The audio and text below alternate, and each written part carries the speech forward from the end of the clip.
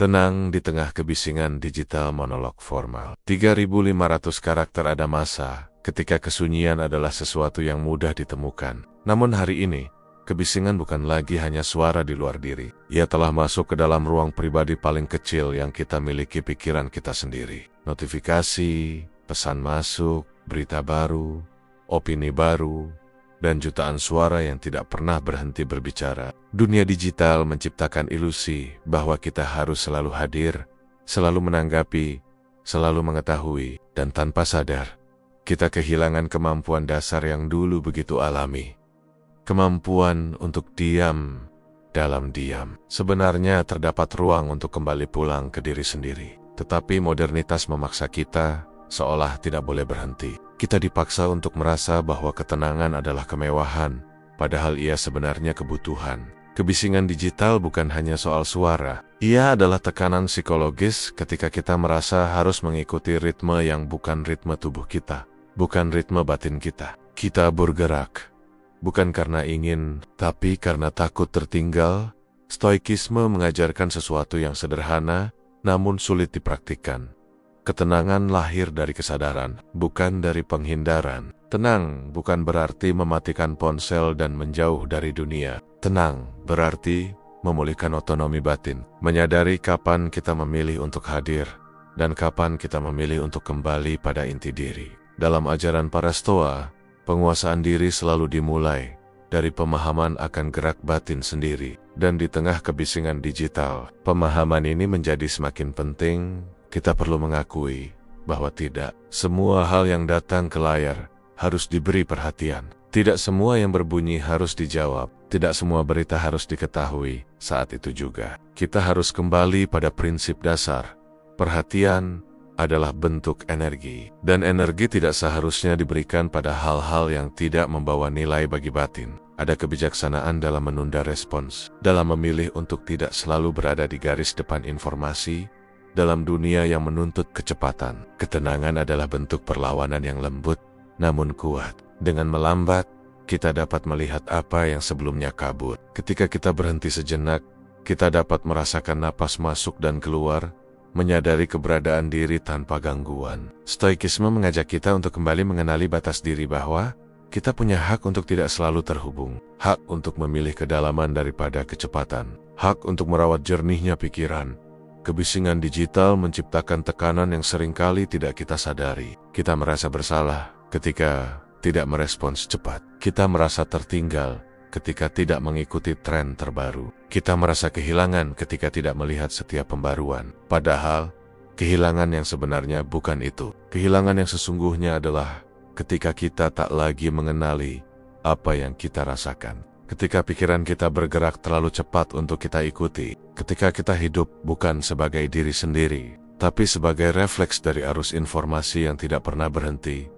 Dalam monolog batin yang hening, kita perlu bertanya, apakah semua ini benar-benar membutuhkan diri saya? Dan seringkali jawabannya adalah tidak. Kita tidak wajib mengetahui segalanya. Tidak wajib muncul di setiap percakapan. Tidak wajib turut dalam setiap perdebatan. Justru, dalam memilih untuk hadir secara selektif, kita memulihkan harga diri batin. Kita menjaga ruang yang selama ini terkikis oleh tuntutan untuk terus online. Stoikisme menawarkan pelajaran yang sederhana namun revolusioner. Kendalikan apa yang dapat dikendalikan dan lepaskan sisanya. Dan dalam konteks dunia digital, pengendalian itu dimulai dari memilih kapan kita membuka pintu informasi dan kapan kita menutupnya. Tenang tidak muncul dari dunia yang sunyi. Tenang muncul dari diri yang mampu menyaring, memilah, dan menata ulang ritme hidupnya pada akhirnya. Ketenangan bukanlah pelarian dari kebisingan, tetapi kemampuan untuk berdiri teguh meski kebisingan itu tetap ada. Kita tidak perlu mematikan dunia luar. Kita hanya perlu menyalakan kembali diri kita sendiri. Dan saat itu terjadi, kita akan menyadari bahwa di balik setiap notifikasi yang berusaha mencuri perhatian, terdapat ruang sunyi yang selalu menunggu. Ruang tempat kita kembali pulang, merangkul ketidakpastian karier ada masa ketika jalan hidup. Manusia terlihat jelas, sekolah, bekerja, naik pangkat, menua dengan perlahan, namun realitas hari ini jauh lebih cair,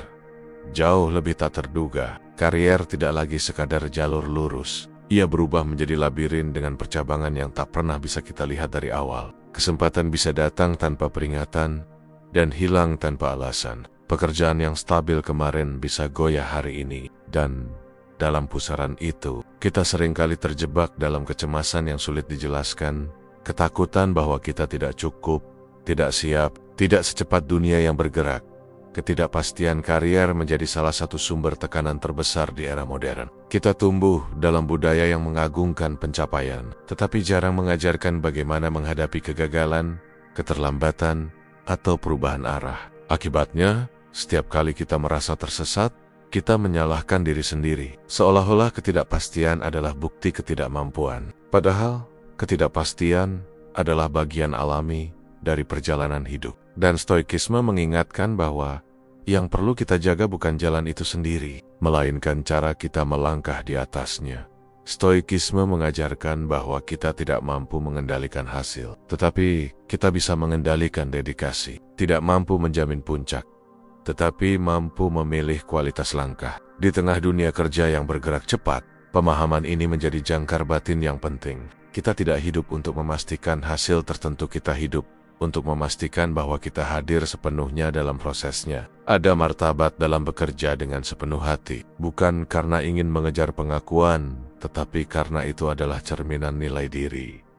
Namun, menghadapi ketidakpastian bukan berarti kita pasrah. Justru, ia menuntut keberanian untuk berjalan tanpa peta. Dunia kerja hari ini menuntut adaptasi yang tidak pernah berhenti, dan adaptasi hanya mungkin muncul dari pikiran yang tenang. Ketika kita terhanyut dalam kecemasan, kemampuan kita untuk berpikir jernih melemah. Ketika kita sibuk membayangkan kemungkinan terburuk, kita kehilangan kapasitas untuk menciptakan kemungkinan terbaik. Dalam ketenangan yang menjadi inti stoikisme kita, memperoleh ruang untuk melihat arah, bukan sekadar merespons tekanan karier yang berubah-ubah, seringkali membuat kita merasa kehilangan identitas. Kita bertanya pada diri sendiri, siapa saya jika bukan pekerjaan saya? Pertanyaan itu wajar, tetapi juga berbahaya. Stoikisme mengingatkan bahwa identitas sejati tidak terletak pada jabatan, gaji, atau posisi di perusahaan. Ia terletak pada karakter, ketekunan, keberanian, kebijaksanaan, dan kemampuan untuk bertahan. Karier dapat berubah, tetapi karakter adalah rumah yang tetap bisa kita pulangi kapanpun arah angin berubah.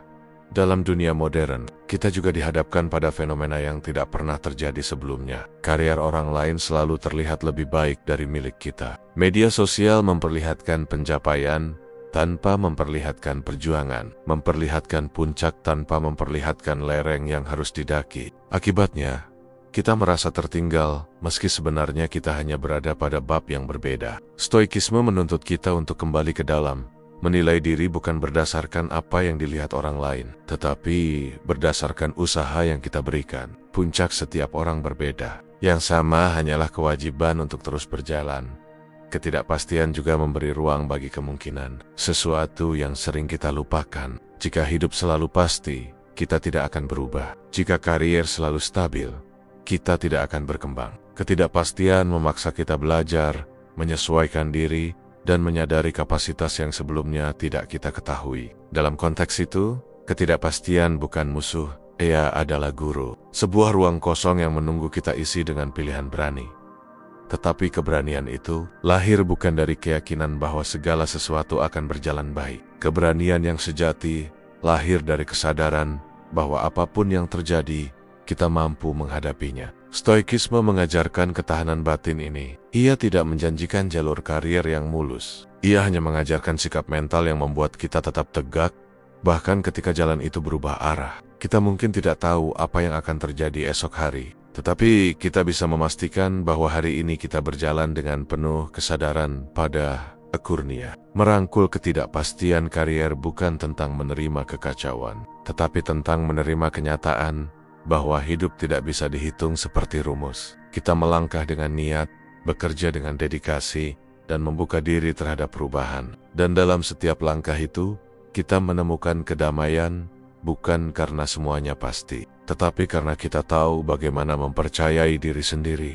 Ketidakpastian mungkin tetap ada, tetapi kecemasan tidak harus ikut tinggal. Kita tidak membutuhkan kepastian, untuk bergerak. Kita hanya membutuhkan keyakinan bahwa apapun bentuk perjalanan ini, kita sanggup menghadapinya dengan hati yang jernih. Dan ketika itu terjadi, kita menyadari bahwa ketidakpastian bukan akhirnya adalah pintu menuju versi diri kita yang lebih luas, lebih matang, dan lebih kuat daripada sebelumnya. Tetap lembut dalam budaya kompetisi berlebihan ada suatu kenyataan pahit dari kehidupan modern. Dunia tidak lagi bergerak dengan ritme manusia. Ia bergerak dengan ritme angka-angka pencapaian, angka produktivitas, angka penghasilan, angka pengikut. Di tengah budaya kompetisi yang semakin mengeras, kita didorong untuk terus berlari. Bahkan ketika napas sudah mulai terputus, kita diharapkan untuk selalu menjadi lebih baik dari orang lain, bukan lebih baik dari diri sendiri. Kelembutan yang dulu menjadi ciri alami manusia perlahan terasa seperti barang mewah yang harus disembunyikan agar tidak dianggap lemah. Namun disinilah stoikisme menawarkan sudut pandang yang berbeda. Ia mengingatkan bahwa kekuatan batin bukanlah tentang mengalahkan orang lain, melainkan menguasai diri sendiri. Dalam dunia yang mendorong kita menjadi tebal kulit dan cepat bereaksi, stoikisme justru mengajak kita untuk menjaga kehalusan hati. Sebab, kekuatan yang sejati bukan terletak pada kemampuan menekan orang lain, tetapi pada kemampuan untuk tetap menjadi manusia yang utuh. Bahkan ketika lingkungan memaksa kita menjadi mesin, budaya kompetisi berlebihan membuat kita mudah terjebak dalam mentalitas siapa duluan, siapa paling banyak, siapa paling hebat. Dan ketika kita tidak masuk dalam daftar itu, kita mulai meragukan nilai diri. Kita lupa bahwa hidup bukan gelanggang perlombaan yang selalu harus dimenangkan. Kita lupa bahwa kelembutan bukan musuh produktivitas. Ia adalah ruang yang memungkinkan kita memahami diri dan orang lain dengan lebih jernih di tengah tekanan untuk terlihat kuat. Stoikisme mengajarkan bahwa tetap lembut adalah bentuk keberanian. Butuh keberanian untuk tidak terhanyut dalam permusuhan yang tidak perlu. Butuh keberanian untuk menahan diri dari komentar pedas ketika sedang berada dalam posisi menang. Butuh keberanian untuk tetap menghormati orang lain, bahkan ketika mereka sedang berlomba mengalahkan kita. Kelembutan bukan kekalahan. Ia adalah bentuk disiplin yang lahir dari hati yang telah cukup mengenal dirinya sendiri. Kita hidup dalam masyarakat yang memuja pencapaian, tetapi sering lupa bahwa pencapaian tanpa kompas moral hanya meninggalkan kehampaan. Banyak dari kita bekerja keras bukan karena ingin berkembang, tetapi karena takut terlihat kurang sukses. Banyak dari kita bersikap keras bukan karena itu jati diri kita, tetapi karena dunia mengajarkan bahwa kebaikan dianggap naif. Dalam tekanan semacam itu, memilih untuk tetap lembut adalah tindakan reflektif yang sangat mendalam. Ia menunjukkan bahwa kita memilih karakter, bukan hanya kemenangan.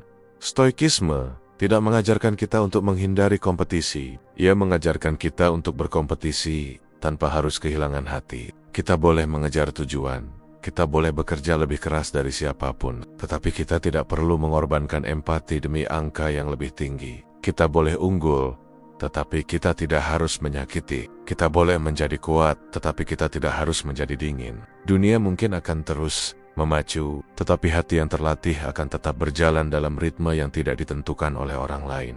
Dalam refleksi yang lebih dalam, kita perlu bertanya pada diri sendiri, apakah kemenangan yang saya cari ini benar-benar milik saya, atau hanya sesuatu yang dipaksakan dunia pada saya? Jika kemenangan membuat kita menjauh dari diri sendiri, maka kemenangan itu bukan kemenangan, melainkan kehilangan. Dan kehilangan semacam itu sulit disadari sampai semuanya terasa terlambat. Kelembutan memiliki ruang khusus dalam kehidupan manusia. Ia menghubungkan kita. Tanpanya, kita hanya bergerak sendirian, meski dikelilingi oleh banyak orang. Tanpanya, pencapaian hanya menjadi angka kering tanpa makna emosional. Stoikisme mengajak kita untuk tetap menjadi manusia, meski dunia mendorong kita menjadi pesaing yang tidak pernah puas pada akhirnya. Mempertahankan kelembutan di tengah budaya kompetisi bukanlah tentang menolak pertumbuhan, tetapi tentang menjaga arah. Kita tetap melangkah, tetap belajar, tetap berkembang, tetapi dengan kesadaran bahwa nilai diri tidak ditentukan oleh posisi kita di atas atau di bawah orang lain. Nilai diri ditentukan oleh bagaimana kita bergerak melewati dunia tanpa kehilangan jiwa.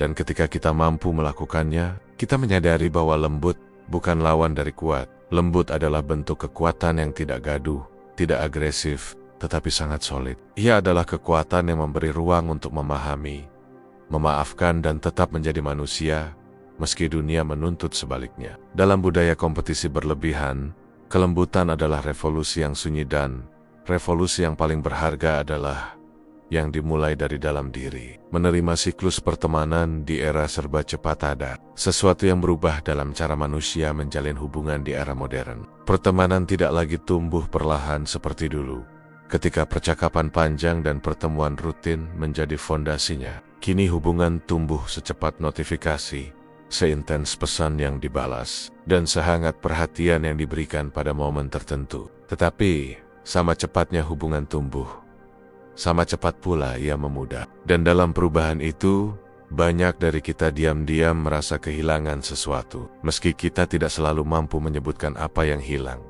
Stoikisme mengajarkan bahwa segala sesuatu memiliki siklusnya. Ada yang datang untuk mengisi hidup kita, ada pula yang pergi setelah mengajarkan sesuatu. Namun di era modern, kepergian sering terasa lebih mendadak, lebih tidak berbentuk, dan lebih membingungkan. Pertemanan dapat berakhir bukan karena konflik, tetapi karena ritme hidup yang tidak sinkron, karena tuntutan pekerjaan, karena jarak emosional yang terbentuk perlahan, atau bahkan karena perhatian kita terbagi oleh begitu banyak hal. Kita mencoba mempertahankan semuanya, tetapi semakin keras kita berusaha menggenggam, semakin jelas kita menyadari bahwa tidak semua yang pergi bisa diseret kembali. Dalam monolog batin yang tenang, kita perlu menerima bahwa pertemanan tidak diukur dari lamanya ia berlangsung, tetapi dari kualitas kehadirannya. Ada orang yang hadir hanya sebentar, namun meninggalkan jejak yang melekat seumur hidup. Ada pula yang hadir bertahan-tahan, namun hubungan itu sesungguhnya kosong, rapuh, dan bertahan hanya karena kebiasaan. Stoikisme mengingatkan kita untuk mensyukuri kehadiran, bukan mengikatnya, karena apa yang dipaksakan untuk tetap tinggal, justru kehilangan kehangatannya. Kita hidup di zaman ketika setiap orang bergerak cepat, karier berubah, minat berubah, kota berubah, bahkan nilai diri pun melewati transformasi yang tidak sedikit. Dalam kecepatan itu, tidak semua orang dapat berjalan bersama kita, dan itu wajar. Tidak semua hubungan harus bertahan seumur hidup agar disebut berharga. Terkadang, pertemanan ada hanya untuk menemani kita di satu bab tertentu. Ketika bab itu selesai, hubungan pun mengikuti alurnya. Ada keindahan yang sunyi dalam penerimaan semacam itu, keindahan yang tidak memaksa, tidak menuntut, hanya memahami. Namun, menerima kepergian bukan berarti memutuskan empati. Justru, penerimaan memungkinkan kita untuk mengenang dengan tenang, tanpa kemarahan, dan tanpa rasa bersalah. Kita bisa menyadari bahwa dahulu kita berjalan berdampingan, dan hari ini kita berjalan di jalan masing-masing. Tidak ada yang salah dengan itu. Pertumbuhan pribadi sering membawa kita ke arah yang tidak sama. Dan jika kita memaksakan agar arah itu tetap sejajar, kita justru mengkhianati diri sendiri ataupun mereka. Stoikisme juga mengajarkan untuk tidak menumpuk luka dari hubungan yang memudar. Dunia modern membuat kita sering bertanya-tanya, apakah saya yang salah? Apakah saya kurang hadir? Apakah saya telah berubah terlalu banyak? Pertanyaan itu manusiawi, tetapi tidak semua harus dijawab dengan menyalahkan diri. Kadang, hubungan memudar bukan karena kesalahan siapapun ia memudar, karena hidup memiliki ritme yang jauh lebih kompleks dari yang mampu ditangani oleh dua manusia yang sedang bertumbuh. Dalam budaya digital saat ini, kita sering mengukur pertemanan dari seberapa sering seseorang muncul di layar, membalas pesan, atau memberi tanda suka. Padahal kehadiran tidak selalu berbentuk digital. Ada teman yang tidak muncul selama berminggu-minggu, namun tetap menyimpan ketulusan yang tidak terganggu oleh jarak. Dan sebaliknya, ada pula hubungan yang terasa dekat secara daring, tetapi rapuh dalam kenyataan. Stoikisme membantu kita menyaring siapa yang benar-benar hadir di hati, bukan hanya di layar. Menerima siklus pertemanan berarti merelakan ruang untuk orang baru yang akan datang di masa depan. Ruang emosional kita terbatas. Kita tidak bisa mempertahankan semua orang yang pernah singgah. Ada kalanya melepaskan satu hubungan membuka pintu bagi hubungan lain yang lebih dewasa, lebih sejajar, dan lebih jernih. Kehidupan adalah aliran, bukan wadah statis. Hubungan yang mengalir dengan wajar akan menemukan bentuknya sendiri pada akurnia. Ketenangan dalam pertemanan lahir bukan dari banyaknya orang yang kita miliki, tetapi dari kedalaman hubungan yang tetap tinggal. Mereka yang bertahan bukan karena kita memaksa, tetapi karena nilai hidup kita selaras. Dan mereka yang pergi bukan karena kita tidak layak, tetapi karena jalan hidup mereka menuntun ke arah lain. Dengan menerima siklus ini, kita belajar untuk menyayangi tanpa takut kehilangan, dan melepaskan tanpa kehilangan kasih. Kita memahami bahwa satu-satunya pertemanan yang pasti adalah hubungan kita dengan diri sendiri, dan selama kita merawatnya, kita akan selalu siap menyambut datangnya hubungan baru atau menerima perginya yang lama dengan hati yang tenang. Menyederhanakan pikiran di tengah overthinking kolektif ada suatu ironi besar dalam kehidupan modern. Semakin maju teknologi, semakin canggih dunia, semakin banyak pula pikiran manusia dipenuhi oleh hal-hal yang tidak pernah benar-benar selesai. Kita hidup di tengah apa yang bisa disebut sebagai overthinking kolektif, sebuah keadaan ketika pikiran setiap orang seakan bekerja tanpa henti, melompat dari satu kekhawatiran ke kekhawatiran lain, dari satu skenario buruk ke skenario yang lebih buruk. Dan di tengah kerumunan itu, kita seperti hilang dalam keramaian pikiran sendiri. Overthinking bukan sekadar kebiasaan buruk. Ia adalah beban batin yang tumbuh dari harapan, kecemasan, dan tekanan sosial. Kita dipaksa untuk berpikir jauh ke depan, memprediksi kegagalan, mengantisipasi kemungkinan terburuk, dan memikirkan setiap jalan yang mungkin terbuka atau tertutup. Kita memikirkan hal yang sudah terjadi, hal yang belum terjadi, bahkan hal yang mungkin tidak akan pernah terjadi. Dalam keheningan malam yang seharusnya menjadi tempat beristirahat, justru pikiran bergerak paling bising. Stoikisme mengajarkan sebuah disiplin mendasar, pisahkan apa yang ada dalam kendali kita dan apa yang tidak. Namun bagi banyak orang hari ini, garis pemisah itu menjadi kabur. Kita memikirkan apa yang seharusnya kita lepaskan, dan kita mengabaikan apa yang seharusnya kita rawat. Kita khawatir akan kata orang, padahal itu bukan wilayah kuasa kita. Kita memikirkan masa depan yang belum tiba, padahal kita hanya dapat bertindak di hari ini. Kita menyesali masa lalu, siluyolala penyesalan dapat mengubah apa yang telah terjadi dalam monolog batin yang tenang. Mungkin kita perlu bertanya, apakah semua yang saya pikirkan ini memang pantas mendapatkan ruang di dalam kepala saya? Pertanyaan itu sederhana, namun diabaikan oleh kebanyakan manusia modern yang terjebak dalam arus kecemasan kolektif. Menyederhanakan pikiran bukan berarti menolak kompleksitas hidup, bukan berarti memaksakan diri untuk selalu tenang atau menutup mata dari masalah. Menyederhanakan pikiran justru tentang kembali menyadari batas diri, tentang memilih apa yang layak disimpan dan apa yang harus dibiarkan pergi. Pikiran manusia tidak dirancang untuk menanggung beban dari masa lalu, masa kini, dan masa depan sekaligus. Meski dunia modern terus mendorong kita melakukan hal itu, setiap orang pada akhirnya harus belajar menurunkan bebannya sendiri, menyingkirkan pikiran yang tidak memiliki manfaat, membiarkan hal-hal kecil berlalu tanpa harus dianalisis berlebihan, dan menerima bahwa tidak semua hal membutuhkan evaluasi moral atau emosional. Membiarkan sesuatu terjadi tanpa harus mencarinya maknanya secara obsesif adalah bentuk kedewasaan yang sunyi. Stoikisme menawarkan sebuah prinsip penting.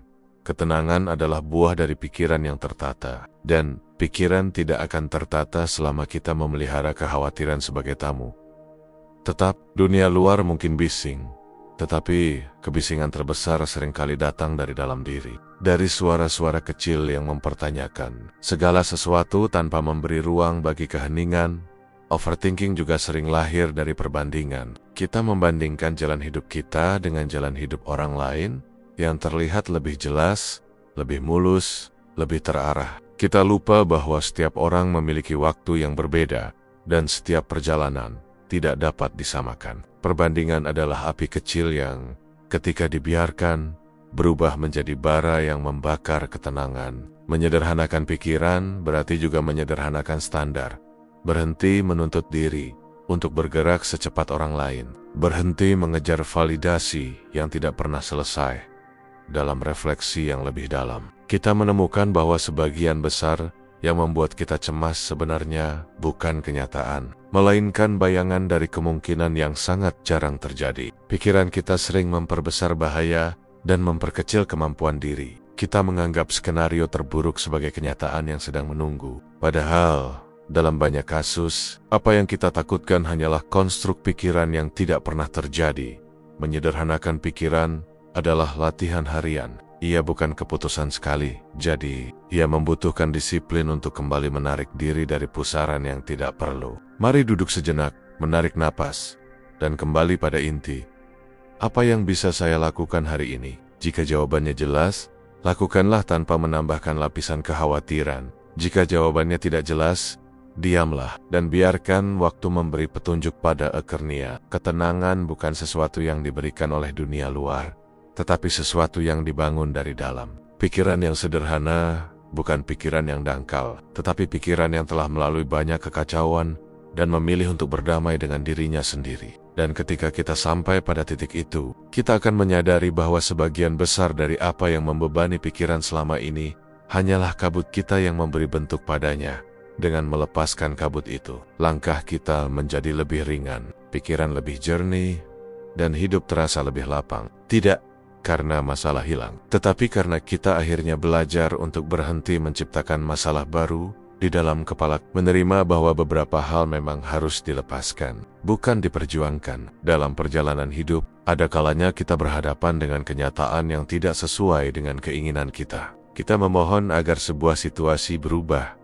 Kita berusaha menahan sesuatu yang perlahan menjauh, atau kita berkeras mempertahankan hubungan, ambisi, atau harapan yang sebenarnya sudah lama tak lagi memberi kehidupan bagi diri kita. Namun, betapapun kita mencoba, dunia tetap bergerak menurut jalannya sendiri. Dan di titik inilah, kita dihadapkan pada salah satu pelajaran paling sunyi, namun paling menentukan dalam hidup. Kemampuan untuk melepaskan. Melepaskan bukanlah tindakan pasif. Ia bukan bentuk menyerah atau tanda bahwa kita tidak cukup kuat untuk berjuang.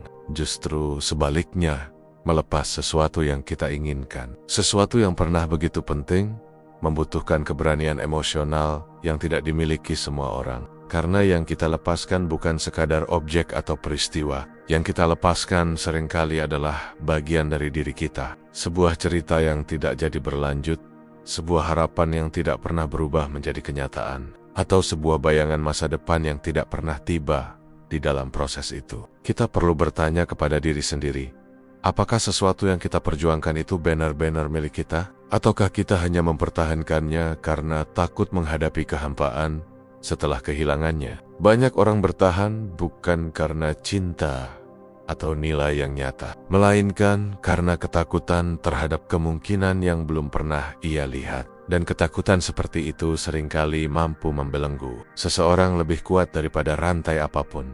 Kita perlu memahami bahwa kehidupan memiliki ritme sendiri. Ada hal-hal yang datang untuk mengajarkan, bukan untuk menetap. Ada orang-orang yang hadir untuk membuka mata, bukan untuk menemani seluruh perjalanan. Dan ada situasi yang muncul untuk mengubah arah kita, bukan untuk menyenangkan hati kita. Bila kita terus menahan hal-hal yang seharusnya pergi, kita merusak kesempatan bagi diri kita untuk menerima hal-hal yang seharusnya datang.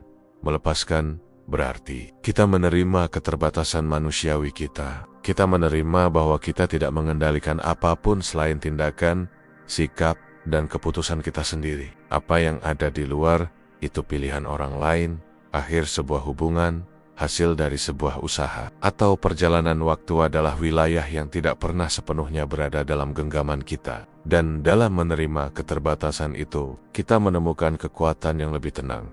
Kemampuan untuk membiarkan hidup mengalir, tanpa memaksanya tunduk kepada kehendak kita.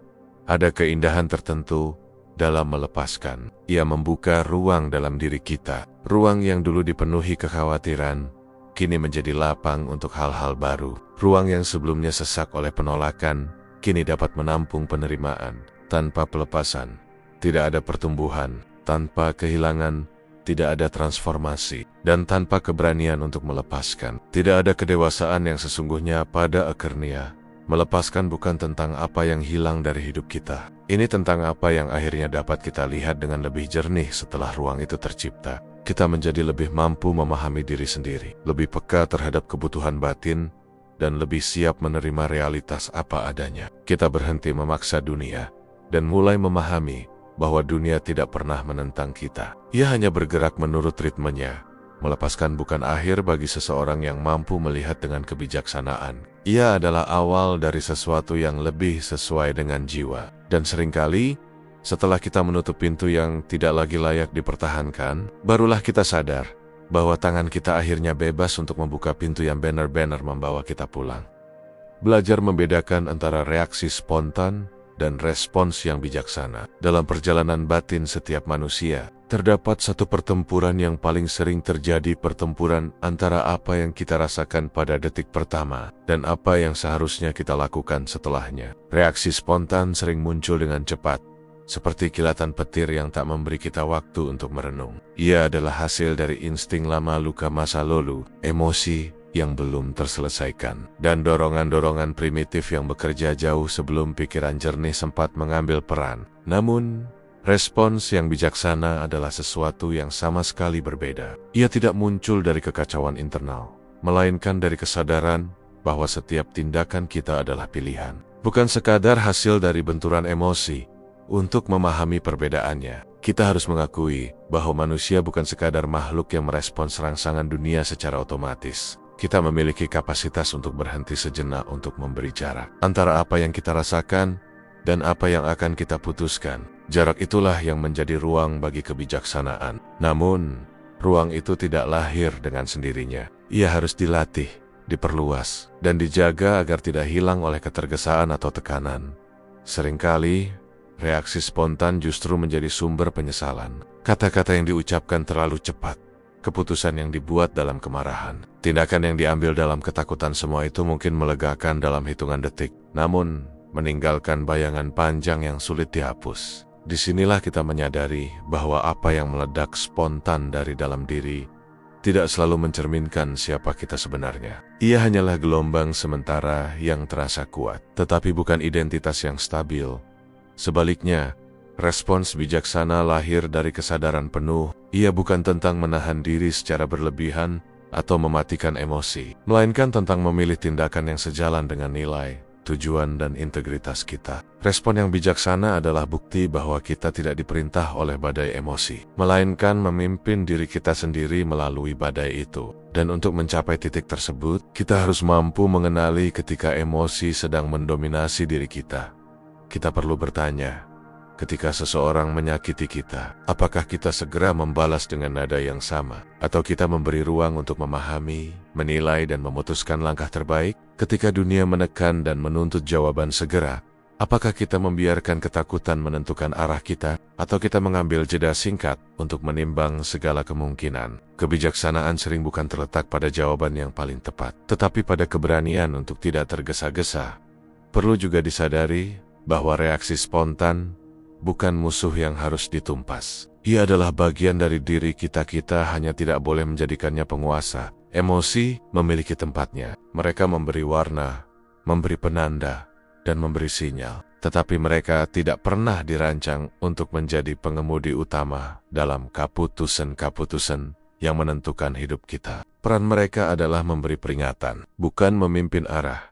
Untuk mengembangkan kemampuan membedakan antara reaksi dan respons, kita membutuhkan latihan berulang. Latihan untuk berhenti sejenak sebelum bertindak, untuk menarik napas sebelum menjawab, untuk melihat situasi dari sudut pandang yang lebih luas. Kebiasaan kecil itu, jika dilakukan dengan konsisten, akan menjadi fondasi bagi kedewasaan emosional yang tidak goyah oleh keadaan luar pada akhirnya. Perbedaan antara seseorang yang reaktif dan seseorang yang bijaksana terlihat bukan pada keadaan yang mereka hadapi, melainkan pada cara mereka meresponsnya. Dunia luar mungkin tak bisa kita kendalikan, orang lain mungkin mengecewakan, situasi mungkin berjalan di luar rencana. Namun, kemampuan untuk memilih respons adalah bagian dari kemerdekaan batin yang tidak dapat dicabut oleh siapapun.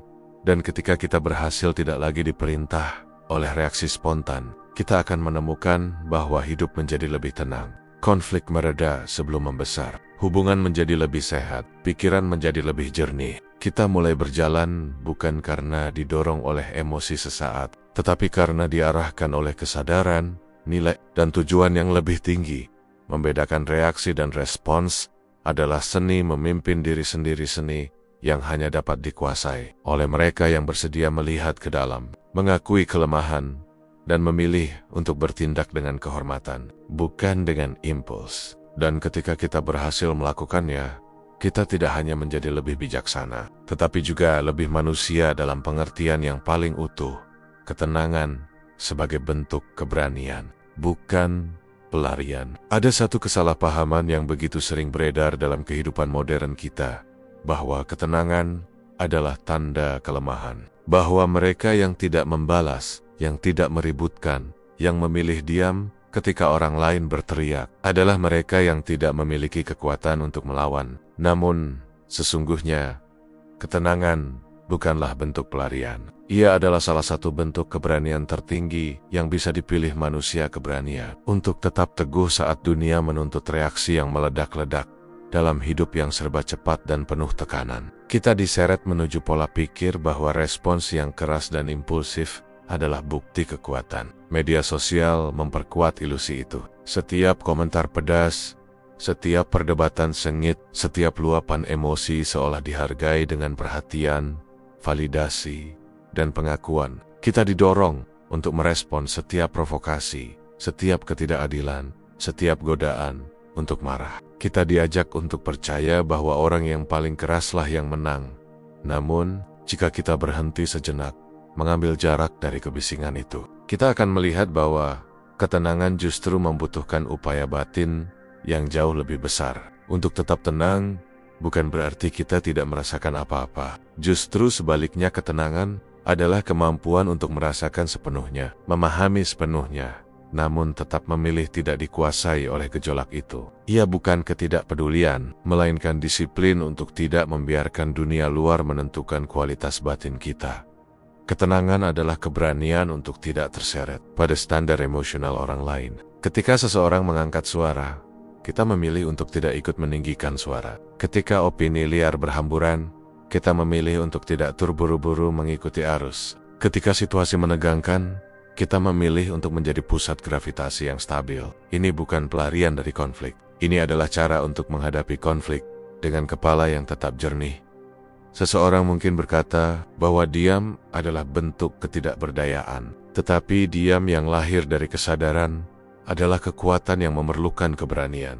Diam yang dipilih, bukan diam yang dipaksa, adalah deklarasi ketegasan. Ia mengatakan, aku tidak akan menyerahkan kendali diriku kepada situasi yang tak layak mendapatkan seluruh batinku. Itulah bentuk keberanian yang tidak mencolok, namun terasa oleh siapapun yang melihatnya. Ketenangan menuntut seseorang untuk menghadapi dirinya sendiri, sebab musuh terbesar dalam situasi penuh tekanan bukanlah orang lain, melainkan ketakutan dan kemarahan yang bersemayam dalam diri kita. Untuk tetap tenang berarti kita berani melihat ke dalam dan mengakui bahwa reaksi kita seringkali merupakan refleksi dari sesuatu yang belum selesai dalam diri. Dan pengakuan seperti itu tidak pernah mudah. Ia memerlukan kerendahan hati dan keberanian moral. Dalam konteks kehidupan modern, keberanian untuk tenang menjadi semakin relevan. Dunia menuntut kecepatan, respons instan, keputusan spontan, bahkan kesalahan kecil pun terasa besar karena diperhatikan banyak mata. Namun keberanian untuk melambat, untuk bernapas, untuk berpikir sebelum bertindak, itulah yang membuat seseorang tetap manusiawi di tengah tekanan digital yang tak mengenal jeda. Ini adalah bentuk perlawanan terhadap budaya urgensi palsu yang terus memaksa kita untuk bereaksi tanpa berpikir. Ketenangan juga memberikan kita kemampuan untuk melihat gambaran besar, untuk mengerti bahwa tidak semua pertempuran layak diperjuangkan. Tidak setiap komentar harus dibalas, tidak setiap konflik harus dimenangkan, dan tidak setiap masalah harus diselesaikan dengan segera. Ada keberanian dalam mengakui bahwa sebagian hal membutuhkan waktu. Ada kekuatan dalam menunggu momen yang tepat. Ada kebijaksanaan dalam melepaskan hal-hal yang tak dapat kita kendalikan pada akhirnya. Ketenangan bukanlah tindakan pasif. Ia adalah tindakan aktif, tindakan mengendalikan diri sendiri. Ketika situasi berusaha mengambil kendali itu dari kita, ia adalah keputusan untuk bersikap dengan kehormatan meski emosi menuntut sebaliknya. Ketenangan adalah keberanian untuk memilih kualitas batin yang lebih tinggi, Bahkan ketika pilihan tersebut terasa sulit, dan ketika ketenangan telah menjadi bagian dari diri kita akan menyadari bahwa hidup tidak lagi terasa seperti medan perang yang harus selalu dimenangkan. Ia menjadi perjalanan yang bisa dinavigasi dengan kehormatan, kejernihan, dan kebijaksanaan. Kita bukan lagi reaktif terhadap setiap badai, tetapi menjadi mercusuar yang tetap tegak menghadapi angin, tetapi tidak terguncang olehnya. Itulah cara ketenangan menjadi bentuk keberanian, bukan karena ia menghindarkan kita dari dunia, tetapi karena ia memampukan kita untuk hadir sepenuhnya tanpa kehilangan diri.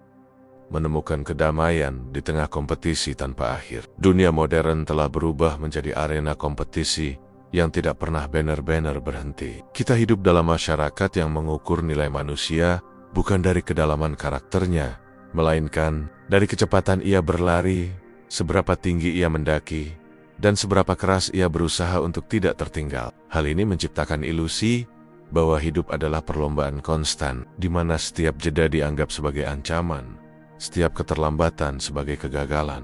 Namun pada titik tertentu, kita harus berani bertanya, apakah manusia memang diciptakan untuk terus berkompetisi tanpa pernah benar-benar berhenti? Dalam keheningan batin, kita menemukan bahwa kedamaian tidak bergantung pada posisi kita dalam perlombaan. Kedamaian lahir ketika kita memahami bahwa kompetisi eksternal tidak pernah bisa mendefinisikan nilai terdalam diri kita. Dunia boleh terus berlari, tetapi kita tidak harus ikut berlari dengan ritme yang sama. Ada kebijaksanaan dalam mengetahui kapan harus bergerak, kapan harus berhenti, dan kapan harus memisahkan diri dari hiruk-pikuk yang tak lagi sehat bagi jiwa. Seringkali, persaingan yang kita hadapi bukanlah persaingan nyata dengan orang lain, tetapi persaingan yang dibangun oleh ketakutan internal, ketakutan akan tertinggal, ketakutan tidak dihargai, ketakutan tidak diakui, dan ketakutan seperti itu, jika tidak disadari, dapat menjadi jebakan yang membuat kita terus mengejar sesuatu yang tidak pernah ingin kita kejar sejak awal. Kita berlari lebih cepat bukan karena benar-benar ingin sampai, tetapi karena tidak ingin terlihat berjalan lebih lambat dari orang lain. Dalam era ketika pencapaian terlihat di mana-mana, berkat sorotan media sosial dan standar pembandingan yang tak masuk akal, kita mudah percaya bahwa kedamaian dapat dibeli melalui keberhasilan. Namun, keberhasilan tanpa kedamaian hanyalah kemenangan yang kosong. Ia tampak bersinar dari luar, tetapi rapuh di dalam. Tanpa landasan ketenangan, kompetisi berubah menjadi tekanan, pencapaian berubah menjadi beban, dan hidup berubah menjadi perlombaan yang tidak lagi kita nikmati. Ada keberanian yang tenang dalam menerima bahwa kita tidak harus bersaing dalam segala hal. Kita tidak harus menjadi yang tercepat, terbaik, atau paling terlihat. Ada ruang dalam hidup untuk bergerak dengan ritme kita sendiri. Dan ritme itu, bila sesuai dengan nilai-nilai terdalam kita, akan membawa kedamaian yang jauh lebih kuat daripada pengakuan yang diberikan oleh dunia luar. Menemukan kedamaian di tengah kompetisi bukan berarti menolak segala bentuk ambisi. Ambisi adalah bagian dari pertumbuhan manusia. Tetapi ketika ambisi berubah menjadi obsesi, ia mencuri kebebasan kita. Kedamaian mengajarkan kita untuk menata ambisi dengan kesadaran untuk mengejar hal-hal yang selaras dengan diri, bukan hal-hal yang hanya membuat kita tampak bernilai di mata orang lain. Kita perlu memahami bahwa kehidupan bukanlah satu garis lurus yang harus kita menangkan, melainkan perjalanan yang terdiri dari berbagai fase. Ada masa untuk berjuang, ada masa untuk diam, ada masa untuk merenung, dan ada masa untuk berserah. Jika kita terus memaksakan diri untuk berada dalam mode berkompetisi tanpa henti, kita akan kehilangan kesempatan untuk benar-benar mengenal diri sendiri. Dalam keadaan tertentu, kompetisi bahkan dapat menggoyahkan hubungan sosial. Kita mulai melihat orang lain bukan sebagai sesama manusia, tetapi sebagai ancaman. Kita menilai-nilai diri dengan membandingkan pencapaian yang tidak pernah seharusnya dibandingkan. Padahal, dalam setiap diri manusia terdapat jalan yang berbeda, waktu yang berbeda, dan beban yang berbeda. Tidak ada seorang pun yang berlari di jalur yang sama, meski tampak berjalan berdampingan. Kedamaian di tengah kompetisi datang dari menerima kenyataan itu, dari memahami bahwa satu-satunya kompetisi yang benar-benar berarti adalah kompetisi dengan diri kita yang kemarin, dengan kelemahan kita, dengan ketakutan kita, dengan ketidaktahuan kita. Ketika fokus kita beralih dari membandingkan diri dengan orang lain ke memperbaiki diri sesuai nilai yang kita yakini, kita akan merasakan kelegaan yang tidak dapat diberi oleh kemenangan eksternal. Pada akhirnya, kedamaian bukanlah hadiah yang diberikan oleh dunia, tetapi keputusan yang kita buat dalam diri. Keputusan untuk tidak meminjam standar orang lain sebagai ukuran hidup kita. Keputusan untuk tidak menjadikan hidup sebagai balapan yang menghabiskan jiwa. Keputusan untuk melihat nilai diri dalam keheningan, bukan dalam sorak-sorai. Dan ketika kedamaian itu tumbuh, kompetisi eksternal tidak lagi terlihat sebagai ancaman. Ia hanya menjadi bagian kecil dari kehidupan, bukan pusat darinya. Kita dapat berusaha, bekerja, berkarya, tetapi semuanya dilakukan dengan kesadaran penuh, bukan ketakutan. Kita tidak lagi berlari untuk menghindari sesuatu, tetapi bergerak untuk menuju sesuatu yang benar-benar penting bagi diri kita. Itulah arti menemukan kedamaian di tengah kompetisi tanpa akhir. Sebuah keberanian untuk tetap setia pada diri sendiri, tanpa kehilangan arah. Di tengah hiruk-pikuk dunia yang terus berlari tanpa tujuan yang jelas, menerima bahwa tidak semua hal membutuhkan reaksi, dan tidak semua situasi layak mendapatkan energi batin kita. Ada suatu tahap dalam perjalanan batin manusia ketika ia mulai memahami bahwa dunia tidak pernah berhenti memberi rangsangan pendapat, kritik, tuntutan, provokasi, dan ketidakpastian. Setiap hari kita berhadapan dengan berbagai suara yang memanggil, menarik, bahkan memaksa kita untuk merespons. Dan seringkali kita tanpa sadar menyerahkan batin kita kepada impuls-impuls tersebut. Seolah-olah setiap hal yang terjadi harus ditanggapi, setiap kata harus dibalas, dan setiap masalah harus diselesaikan saat itu juga. Namun, kedewasaan batin mengajarkan kita satu pelajaran penting: tidak semua hal layak mendapatkan reaksi. Bahkan lebih jauh lagi, tidak semua hal pantas menghabiskan energi emosional kita dalam suasana kehidupan modern yang serba terbuka dan terlalu cepat. Manusia menjadi mudah lelah bukan hanya karena aktivitas fisik, tetapi karena energi batin yang terus terkuras oleh hal-hal kecil yang seharusnya bisa kita biarkan berlalu. Kita hidup dalam zaman yang menuntut reaksi cepat, padahal yang sebenarnya kita butuhkan adalah kemampuan untuk berhenti sejenak dan menilai apakah sesuatu benar-benar membutuhkan perhatian kita.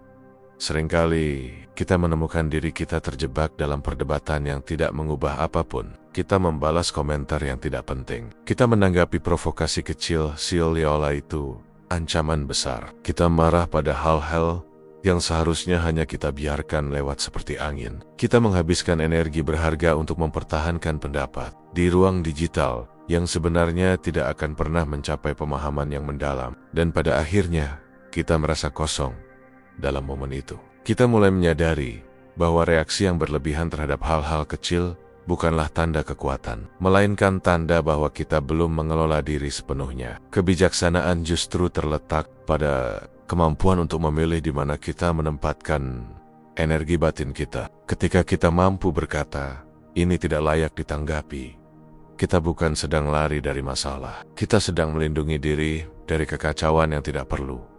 Kita perlu mengakui bahwa batin manusia memiliki kapasitas terbatas. Energi emosional kita bukanlah mata air yang tak habis. Dan jika kita menghabiskannya untuk hal-hal kecil, kita tidak akan memiliki cukup ruang untuk menghadapi hal-hal penting yang benar-benar membutuhkan kekuatan dan kejernihan kita.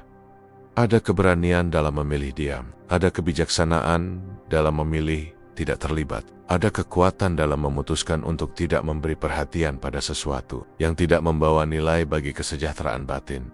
Menerima bahwa tidak semua situasi membutuhkan reaksi berarti kita mulai memahami ritme kehidupan. Sebab dunia tidak pernah berhenti menciptakan peristiwa, namun kita memiliki hak penuh untuk memilih mana yang layak mengisi ruang batin kita. Kita bukan korban dari kejadian-kejadian di luar diri. Kita adalah penjaga gerbang yang menentukan apa yang boleh masuk dan apa yang harus dibiarkan lewat tanpa jejak. Disinilah kita melihat inti dari ketenangan batin. Kemampuan untuk menjaga agar pikiran tidak terganggu oleh hal-hal yang tidak perlu. Kita tidak harus berkomentar pada setiap isu. Kita tidak harus membuktikan diri dalam setiap percakapan. Kita tidak harus ikut larut dalam setiap ketidakpastian. Kita dapat memilih untuk duduk tenang, memahami situasi, dan membiarkannya berlalu tanpa reaksi. Dan anehnya, ketika kita mulai memilih untuk tidak bereaksi, hidup menjadi lebih ringan. Kita merasa lebih damai, konflik berkurang, emosi stabil. Kita mulai menyadari bahwa banyak hal yang dulu kita anggap penting ternyata tidak memiliki makna yang cukup besar untuk mengganggu batin kita. Dunia tetap berjalan, tetapi kita tidak lagi menjadi pengikut impuls yang ditentukan oleh lingkungan luar. Mungkin inilah yang dimaksud oleh para filsuf ketika mereka berbicara tentang kemerdekaan batin. Kemerdekaan bukan berarti kita bebas dari segala gangguan, melainkan kita tidak lagi dikuasai oleh gangguan tersebut. Kita menjadi tuan atas diri sendiri pada akhirnya, menerima bahwa tidak semua hal membutuhkan reaksi adalah salah satu bentuk seni hidup yang paling halus. Sebab di dalamnya terdapat pemahaman mendalam tentang batas, tentang prioritas, dan tentang nilai batin yang ingin kita jaga. Kita belajar bahwa kedamaian bukan ditemukan dalam ketiadaan masalah, tetapi dalam kemampuan untuk memilih mana yang patut mengisi ruang dalam diri, dan mana yang sebaiknya kita lepaskan tanpa jejak.